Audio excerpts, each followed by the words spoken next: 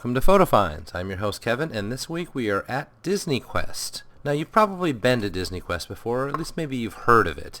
It's 5 floors of virtual fun, as the ads will tell you, and indeed the map shows that there are 5 distinct floors. We're going to go ahead and take a look through those 5 floors at the main attractions. And we see that there are decorations here and there, especially on the 5th floor, this wide open area that you look down into. And I'm going to pause here at the food quest and show you what the menu is like, because this really isn't the sort of thing that is documented very often in websites and on videos. So you see it's about $8 or $9 for an entree, and the kids' meals are about $6. We're going to move around a couple of the floors here. This is one of the more prominent props in DisneyQuest, and this is looking down onto the Buzz Lightyear attraction. It's kind of a bumper cars attraction. They have a food court area with these carpet decorations. You'll see the hidden Mickey down over here. In fact, there's several hidden Mickeys scattered around, and if we scroll around to the side here, you'll see that same kind of female alien we had seen in the Buzz Lightyear area a moment earlier. We're looking now at Ride the Comics, which is the kind of lightsaber attraction, I guess is the way to think of it.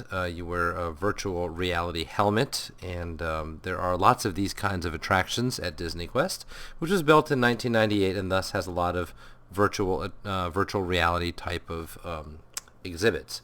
Now, the lower level of Ride the Comics is always closed, as you can see here, despite it being a busy day. So they've obviously decided to do different things with their crowd control than you might see in the theme parks.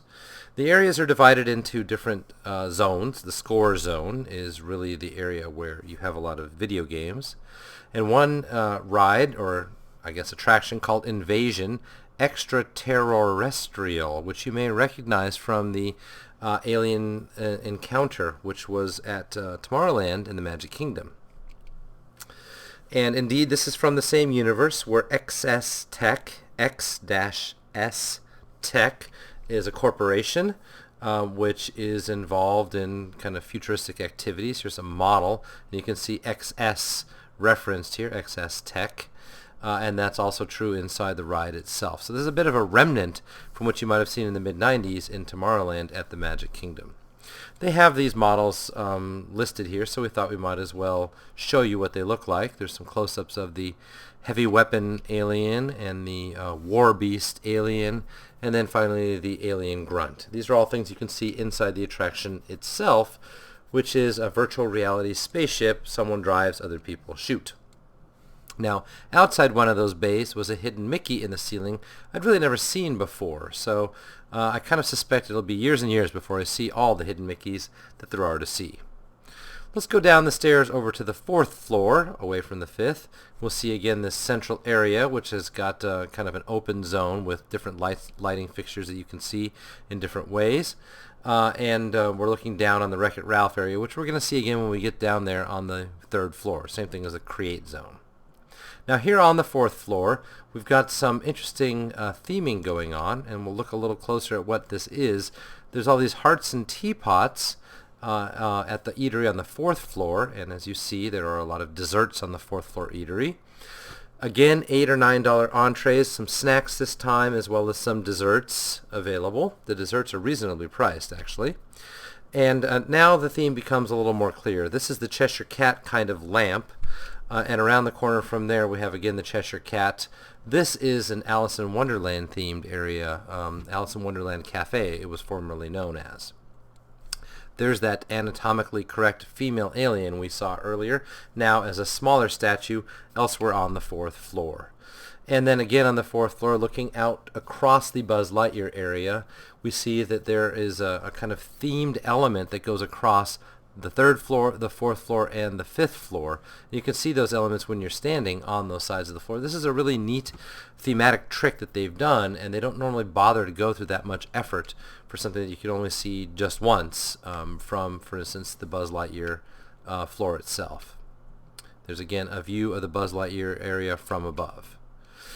DisneyQuest has this sort of vague Mickey symbol, and you'll see it projected throughout on walls and floors and so forth as you move between areas such as into the score zone here. Now this is an interesting thing. They have Mickey Mouse kind of cutouts in the stools that you can use, step stools that you can use for little kids to help make them tall enough to play the video games. We're going down the stairs one more level, and I want to call your attention to these Ride the Comics vehicles, because in the next picture we'll see they took the time to carve out a section of that and put some theming into it as we go down the stairs you saw a moment ago. Really a nice touch, and one of the best things that Disney does is kind of make that extra effort about theming that normally wouldn't even be noticed. By now, of course, we're on the third floor, and there are several things to take note of here. The Pinball Slam, themed to the Mighty Ducks, which of course at one time was a Disney property. Disney created it. This is what it looks like. You're standing on these devices that lean left, right, and so forth. And you look up at the main screen and move your pinball puck, so to speak, around the room. Lots of little theming on this floor. Sections called the Game Pit, or sections called the Underground, right, where there's lots of video games around them. And in fact, some theming in the Underground area. You can see it looks a little bit like a submarine in this spot here. And then, I don't even know what that is, stones or maybe an alien ship. It just kind of moves around in terms of its theming, but it is themed and it is kind of comics oriented as you move around in the score zone. This is on the third floor, and they have a kind of weightboard set up. It's a digital weightboard, as you can see. That's a somewhat new invention you'll find in DisneyQuest. These are the elevators you come out of. Once upon a time, on the side walls, you would see a little bit of a show starring Genie from Aladdin. That's now been removed, and now they're just regular elevators. You come from the ground floor over to the third floor, where you'll find the Wreck-It Ralph area. So there's a guy you can pose with up at the front. Ralph, and then the Fix-It Felix machines over on the side here. It just goes to show that anything goes inside DisneyQuest. Here we see someone from a different culture, obviously, dressed in a way that doesn't look very Western, nonetheless playing some of the video games. So perhaps there's something quite unifying and international about the video games you'll find here. This is the replay zone, which is home to the Buzz Lightyear Astro Blasters. Now we've seen this from a couple of different views. As you see, it's got a height requirement of 51 inches. And this is kind of a bumper cars, but also the sort of attraction where you shoot things at each other and you can disable the other bumper cars. And there's a shot of them there. You drive over these little meteors, I think they call them, and they show up inside your car, and then you can load them into the cannon and shoot the other guys on these stars, and it makes them disabled for a few minutes if you happen to get them. It's a really interesting attraction. It's quite unique in the Disney oeuvre. There aren't any others of those. Here's the Create Zone, which leads us down the stairs over to the second floor, where there are still some other attractions, things like Cyberspace Mountain, Animation Academy, and so forth. So there's the Create a Toy section, where you control a joystick and make little Sid type toys that are really amalgamations of other toys. A Pinocchio section, which is really just a place to sit down. The Song Maker, where you can record your own audio. And then the Living Easels, which as you can see is touch-based. It's really for little kids to create their own kind of paintings. The Animation Academy draws many different kinds of Disney characters, and here's a view of what that looks like. You draw it digitally, and you can later buy it from the guest gallery. Now here are the prices for the various things you could buy. You could buy your Living Easel photo for $5, or your Animation Academy picture for $5. Cyberspace Mountain and all those things are also for sale here as well. There's a couple of views of what's available to purchase scattered around the walls there. This is in the kind of kids palette area. Now over to Cyberspace Mountain, which of course is, I guess, the e-ticket of DisneyQuest. And as you can see here, it is 51 inches to be able to ride as well. You go first through a design lab where you get to lay out your own roller coaster using pre-selected track pieces. And then you go into the launch bay where you actually upload your the design that you have previously created, and you get to ride it. So there's the spinning cylinder in here that spins upside down as you spin upside down watching the video. The Explorer Zone comes next, with things like Aladdin, Pirates, and Jungle Cruise. Let's have a look first at Aladdin's Magic Carpet Ride. This is again a virtual reality helmet type of attraction. This is the entrance gateway. And you can tell this sort of thing was created in 1998 when this idea was a big hit. And from there we'll go downstairs to the first floor where we'll finally join up with the Jungle Cruise, which is a virtual reality paddle raft experience, I guess you could call it. There's a couple of examples there. And Pirates of the Caribbean, Battle for the Buccaneer Gold, which is an experience also quasi-virtual reality. You're wearing these 3D glasses, and the glasses you're seeing on screen here are brand new. They used to be a much larger apparatus that would fit around your head, so it's new that they have these smaller ones.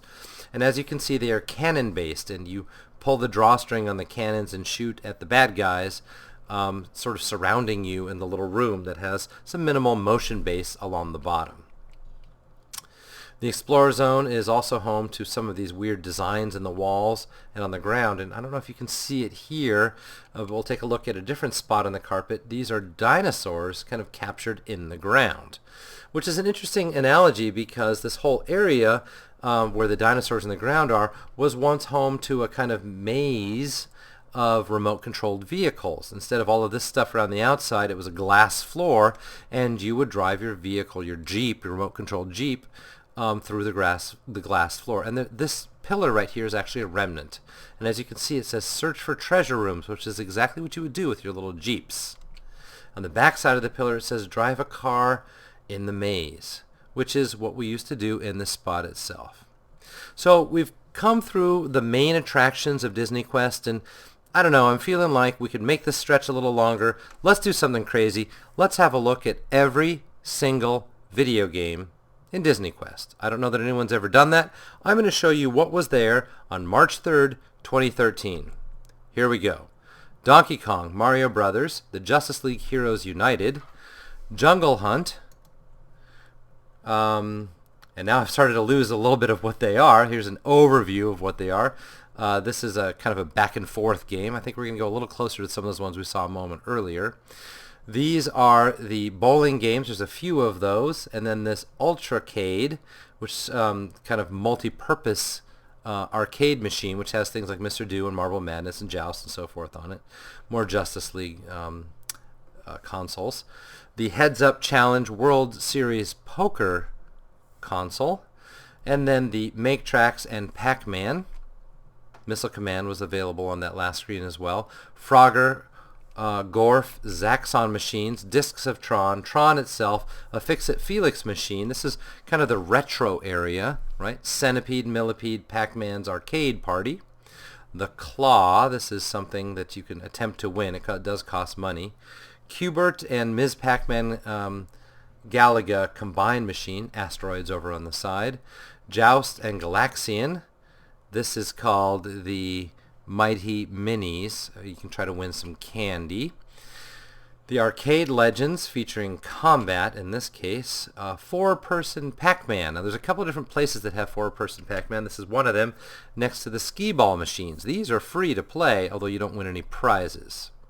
Some pinball machines, Ultra Pin, Spider-Man, Pirates of the Caribbean, Avatar, Transformers, Rolling Stones, Iron Man, Tron, Avengers, and another Ultra Pin, which is really a configurable pinball machine, and then Terminator Salvation regular video games.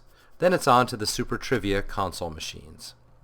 Now, looking over across another floor, you'll see such things as the kids section with Chameleon Paradise, a riding truck, the Jumping Jackpot game, a game where you stomp your feet, a little bit like Dance Dance Revolution. Family bowling games, so kids basketball games, ballistic where you throw these little balls, barely visible here, at the characters on screen. Games where you shoot into the hole here or shoot into the cow's teeth. As you can see, it's called horseplay here. Jet Rider, which is a little bit like a little simulator type game. Another kind of simulator for little kids, and then yet another one where they're driving like a NASCAR. Still more kids games. There's another one that's kind of a simulation of a soccer field. This is a somewhat new game in the area. And then stomping the screen in a kind of whack-a-mole simulation. Kids version of air hockey. And then kids version of these free play chipmunk games. Fishin' Time and Feeding, still more kids games, as you can see, catching popcorn balls with this little device over on the side here. Trog, Chicken Farm, Monkey Ball, Cow Tipping. There's really a whole assortment of games. Dino Dash, Crazy Clowns. Doodle Jump, which is an interesting game where you're jumping around. It looks a little bit like an iPad type of game. Teeter Totter Castle. Fishin' Time, another Fix-It Felix, kind of scattered around. Another game a little bit like Dance Dance Revolution, but you also hit the things on the side. As you can see, kind of an extensive kids area. Little Speedy, where they hit all of these little wall lights as they light up. It's a kids version of Speed of Light. They have one of those as well. And then Tippin' Blocks next to all of the Guitar Hero. There are several of those. And then, of course, they have several of the air hockey type setups here, and then one 4-person air hockey, even branded to the DisneyQuest logo, as you see. It's a really tremendously fun game to play. Fruit Ninja in a couple of spots there, and then Rave over on the side here. A couple of, I guess, music games. Giant Tetris. You can see someone playing these giant joysticks over here. Pac-Man, 4-person Pac-Man, where people play from a distance over here against one giant screen. And then you have this kind of dancing game, which is called Pump Fiesta, I think it's called here. And then, of course, Dance Dance Revolution 2. Another set of tables for air hockey. Some of these games where you try to cut the wire, barber cut it's called here. And then UFO Catcher, things that are for upcharge, of course. And then down the hall over here, we'll see a couple of different other video games. You have Action Hero, Point Blank 2, Sport Shootin' USA, a couple of shooting games, of course, Jurassic Park 3. There's a Wheel of Fortune game around the corner from there, Deal or No Deal, and then something that is Price is Right kind of based. Carnival King, Big Top Shooter, around the corner from there, a few of those. H2O Overdrive, you'll see some linked games over aside from there. Snowcross, which is like a snowmobile type game. And then an adult version of the basketball toss. You'll see a couple shots of that. Mocap Boxing, NBA Jam. Madden Football has a couple here, Madden Season as well. And then these Bass Fishing Challenge, you'll see that from a couple of different angles here. Tekken 5 machines, a couple of those, and then something called Mega Touch, which combines many different kinds of touch games. Soul Calibur, arcade version 2, Marvel vs. Capcom 2, Virtua Tennis, more Justice League Heroes United, there was a couple of those. Silver Strike Lane, a couple of bowling games, in other words. And then Target Toss Pro, these are lawn darts, Power Putt, another golf game, as well as Golden Tee Unplugged, and then Virtua Tennis. Then we make our way down the floor to the NASCAR area, where they have a giant and very visible set of linked cars, and then giant and very visible set of linked motorcycle games, some linked tanks games as well. Then this one, Dead Heat, I think it's called, another racing game around the corner from there. And then these kind of simulators where you lie down and recline. Now this one was broken, hence the broken screen, but these are some of the games, or I guess simulators you could have gone through. H2O Overdrive has other simulators down here, other games down here. Race Leader from Grid. Blazing Angels has an entire room full of this kind of simulator of flying. Flight Control and Sega Strike Fighter get their own games as well. Then we're off to Afterburner, Climax. This is kind of a special version of Afterburner. And Seawolf is in a submarine-themed room, as you can see here. A couple of different versions of the Seawolf game. Then off to Sega Race TV, a further race game. Crazy Taxi is here, as well as Need for Speed Carbon. Off to Dirt Drivin' 2.